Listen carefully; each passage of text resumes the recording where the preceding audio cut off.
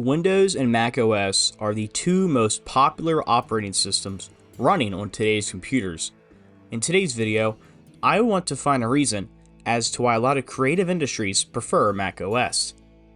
I will attempt to analyze the different characteristics of Windows and macOS to find a pretty solid reason as to why macOS is preferred overwhelmingly over Windows in creative fields.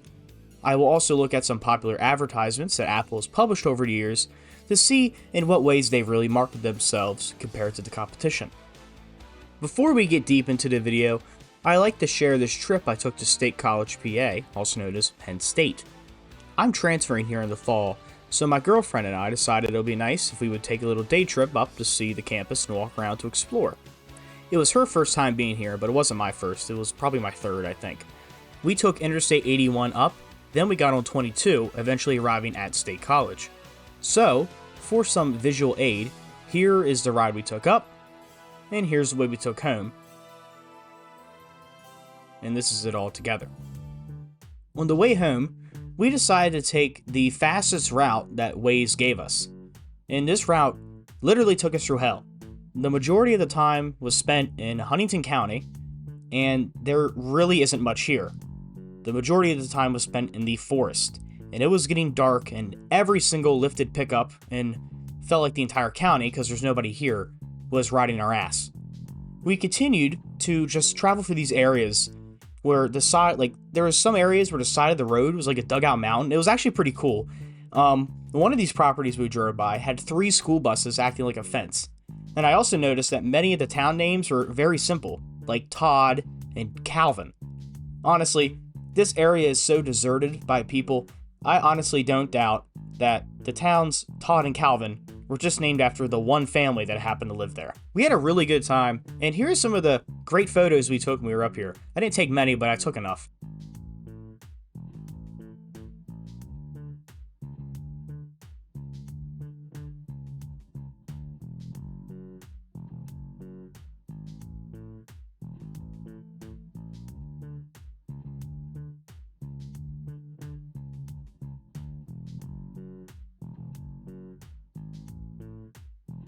We decided to have dinner at a restaurant right off of the campus grounds called the Corner Room, and the food was really good. I didn't take any photos in there, but it was really nice. It was very Victorian, very old style. It was just beautiful. I really like that aesthetic. After looking at the menu, I also decided to get the Reuben, one of my go-to classic sandwiches I get in any store. During my time there, I saw that a lot of the buses were powered by clean natural gas. Now I saw that and I thought, well, that sure is cool. I wonder how that works. And as it turns out, it is pretty much the exact same as a regular internal combustion engine. It's pretty interesting nonetheless. If you are in the area, and if you are in the area, you definitely have. But if you haven't, I encourage you to take a trip up to State College, PA. Just look around. It's a beautiful campus, and I'm glad I will be going here soon in the next few months. With my little trip out of the way, let's get into the key aspects of Windows and macOS. Both of these operating systems do not need a complete and thorough explanation, but what I will give you is my beliefs on what Windows excels at, what macOS excels at, and why creatives typically use macOS in their professional and personal lives. Windows is a basic and simple to understand operating system. It is very good of legacy software, and software mostly considered obsolete today. Windows is also great for compatibility. Windows has kept a lot of native support for abandoned forms of storage media, floppy disks for example, that are still natively supported on Windows. This is actually why the drive letter starts at C. A and B are still, even today, still reserved for floppies. For reasons like this, Windows is an obvious choice for government or business use. Since features are not being dropped every few generations, these institutions will not have to purchase new capital every few years. This saves money for the institution, and it also saves more money by not having to train new employees with a new system. Windows is also the most used operating system in personal computers. Whilst Linux runs many of the servers around the world, the average person would be clueless when it comes to Linux. Since about 70% of personal computers run Windows, a number that's actually been going down in recent years, software companies typically make applications for Windows first, then will port to macOS, and if you're really lucky, it'll get natively ported to Linux. but virtual machines exist for that reason, and other reasons too, but that's one I can think of. Gaming is also one of the many strengths of Windows. PCs are often built and easily able to be upgraded. With this in mind, video games running at high graphics and extreme speeds are very viable on a Windows machine. The last factor in why people still use Windows, to me, is the fact that it's just very cheap. A Dell from Walmart, for example, can run you back about $89. Building your own PC is often much cheaper than buying a pre-built machine, encouraging tinkering and customization.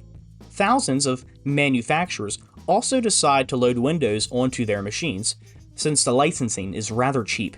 With all these factors together, being institutional use, compatibility, tinkering, and the number of these machines just produced, machines running Windows are the best choice for many people. Apple, however, is a very different company. Apple does not give out copies of macOS to be installed on any computer. Apple is very restrictive on upgrading and tinkering. Apple is also very hard on repairs done by amateurs. Apple is, and will always be, a very restrictive platform to use. What Apple excels in my opinion, is very personal use. Apple computers are designed for the normal person with very little tech experience to understand how to use and operate. Apple's system design is also very similar to other devices. The system settings on a MacBook are almost the exact same as the system settings on an iPhone. Many of the built-in apps are also pretty much the exact same, and they work the exact same on each of the devices. The interfaces of many of these apps are also very similar to one another. If you know how to use an iPhone, you probably have a good idea of how to use an iMac, for example. Apple also designs its apps to run on just its own systems. Apple's apps are often optimized for their own chipsets, the M series. These chips run on a much more power-efficient ARM architecture, making these devices silent and run at very stable temperatures with very minimal cooling. In my opinion, Apple computers didn't feel unique until the switch over to the M series chips. These chips gave the Apple desktops and laptops a very unique feel, instead of feeling like overpriced, less efficient PCs. Apple computers are often criticized for being awful in high-end gaming. Well, these machines are not advertised for high-end gaming. If you want a game, then why would you buy a Mac?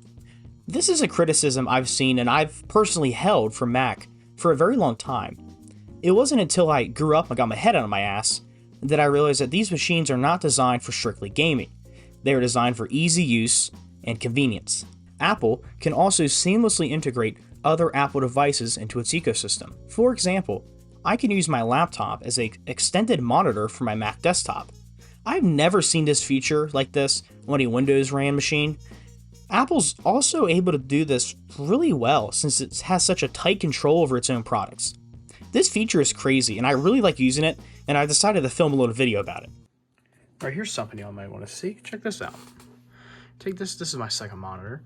Let's drag it to the main monitor. Alright, it's pretty easy enough. How do we drag it to...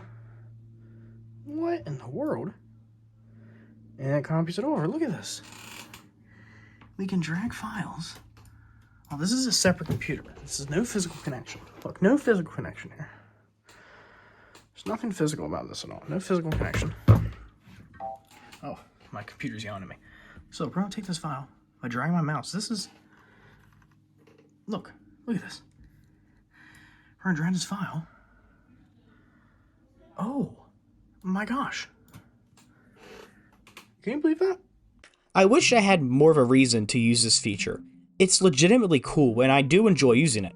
I typically just airdrop all my files to each other on the machines, but this is like a really cool docking station. It's like a half docking station. It's really cool. I really do enjoy this feature overall. With Apple, you are trading unlimited possibilities of Windows for a seamless, easy to use experience with very little room for upgrading or quote-unquote fun use. So now that you see on this chart all the product's pros and cons, why would someone use a Mac anyway?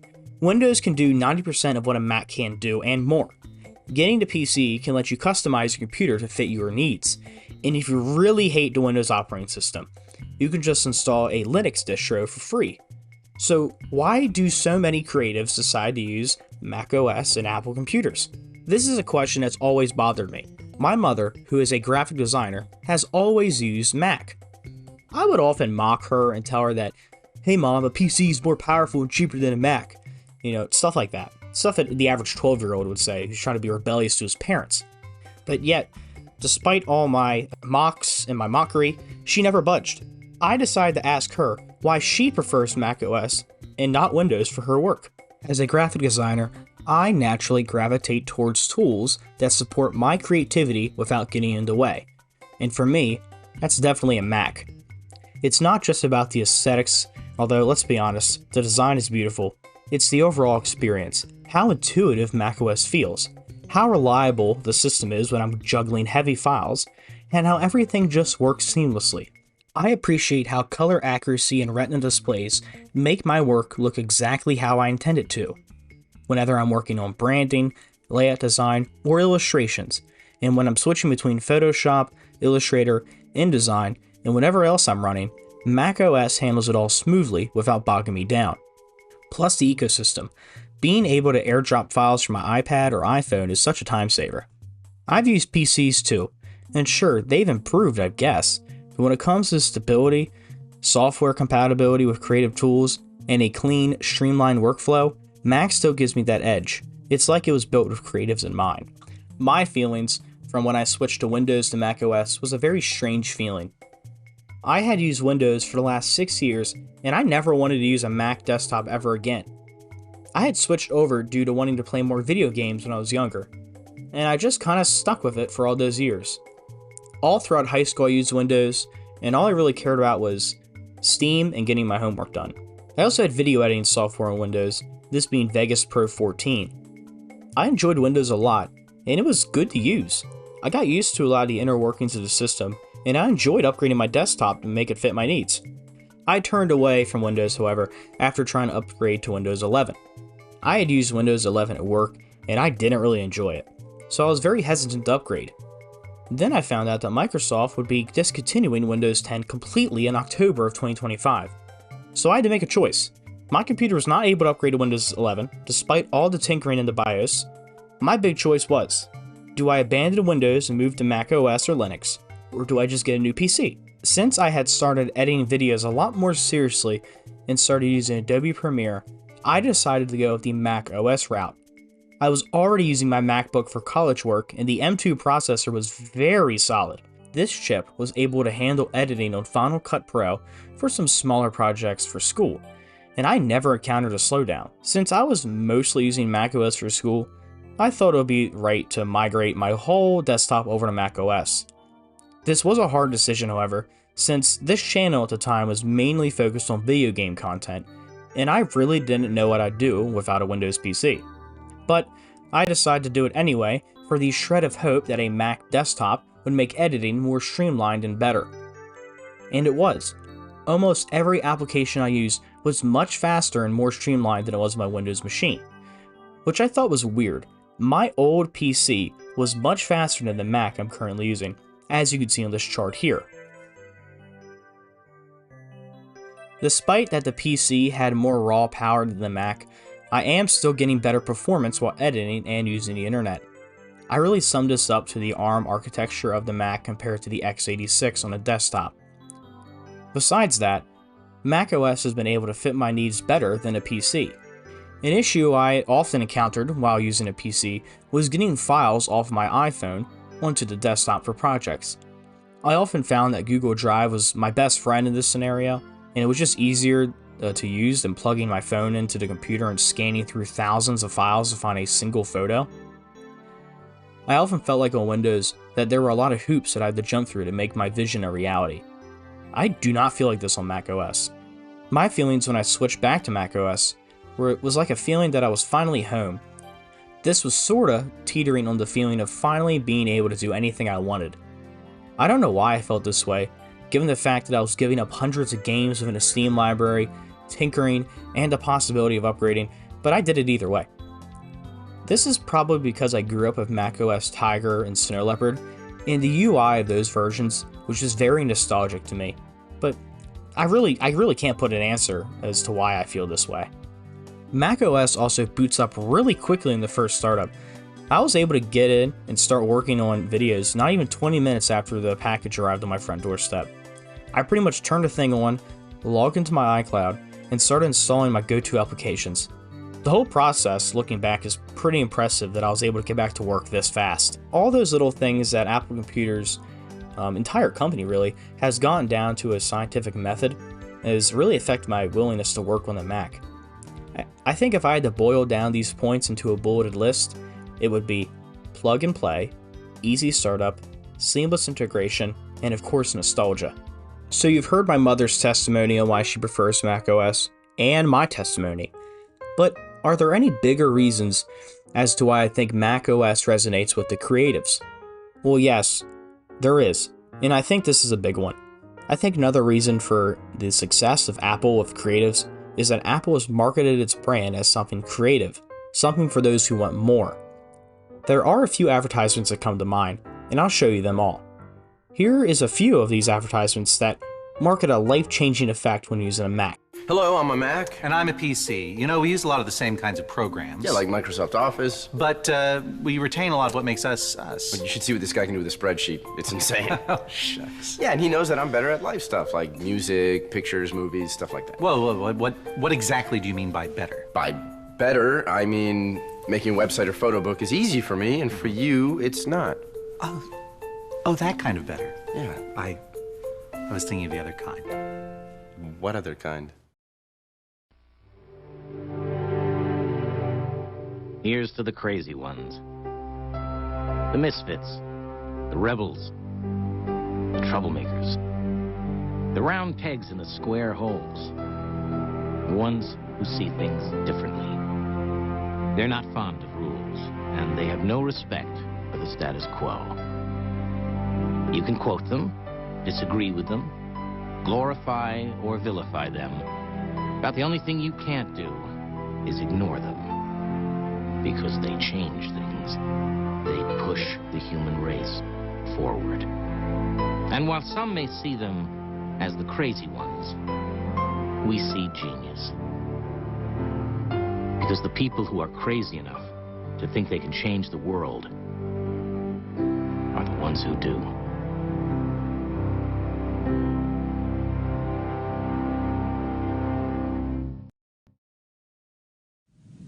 Today we celebrate the first glorious anniversary of the information purification directives.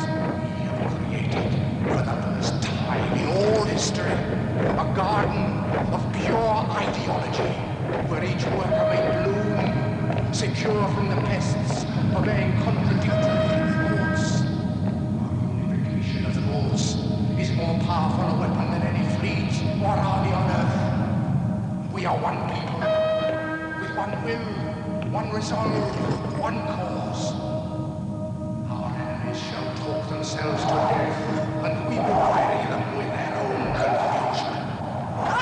We shall prevail. On January 24th, Apple Computer will introduce Macintosh. And you'll see why 1984 won't be like 1984. You may have noticed that in all these ads, there is nothing about specs or even how the computer performs. In fact, none of them even include a computer. I believe the products being advertised in these advertisements are not for the computer, but the perceived impact on the world that you will make by using Apple computers. I think this is why macOS is so popular among creatives. To them, the processor and the RAM do not matter as much as to the PC consumer. The goal for the creative is to make an impact, and these advertisements tell the creatives that they can make an impact with our tools, being Apple. Let's compare this to a new Microsoft ad for their Surface laptop.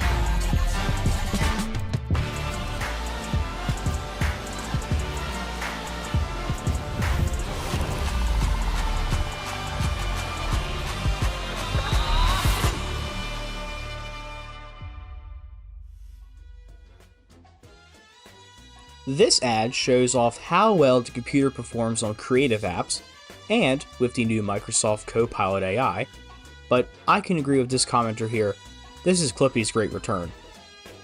But this ad feels very different than the Apple ad. There's an actual product here, and the features of this laptop do feel very impressive from a creative standpoint. As someone who has obsessed over computer specs for the last few years, I would probably buy this. But when I started to really think about this ad, I had to ask myself, when am I realistically going to use this wireless keyboard feature? Who is this for? A laptop screen isn't that big to begin with, and I have pretty bad eyes, so I can't see me ever using these features. Generative AI and fills are something from an iMac I used years ago, and I already know a Mac can do this, so why would I need to buy this product when my desktop and laptop can already do what I need? The regular person has no idea what the hell the MPU is, so who is this appealing to? I have a feeling that the average creative doesn't really care about an MPU. I already know what an MPU is, so I know it's AI related, and I can also put together that Copilot is the Microsoft AI, so I already know what this means, but I'm not sure if I could say the same thing if I were the average consumer. Either way, the average consumer should know what Copilot is, since Microsoft has been pushing this rock up a hill now for what it seems like years. I'm not saying this is a bad product. I have no idea what a Microsoft Surface is since I don't ever buy x86 laptops or Windows laptops nowadays, but the product does seem promising. So, Apple advertisements are not as focused on the product, but the emotions and great works that you can accomplish with the brand. I think this approach for these products is much better than just listing off the specs. As I stated earlier, the creative would rather see how the world can be changed with their work, rather than the process that is behind a digital canvas.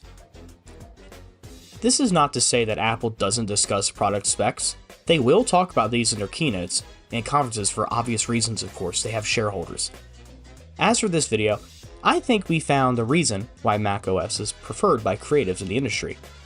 Despite the limitations of macOS, Apple has been able to advertise itself as a brand that's out there to change the world. And this theme was very prevalent in the 1990s with the Think Differently campaign, and in the year 1984 with the Macintosh. I feel like Apple has done an excellent job of motivating people to want to change things by using their products.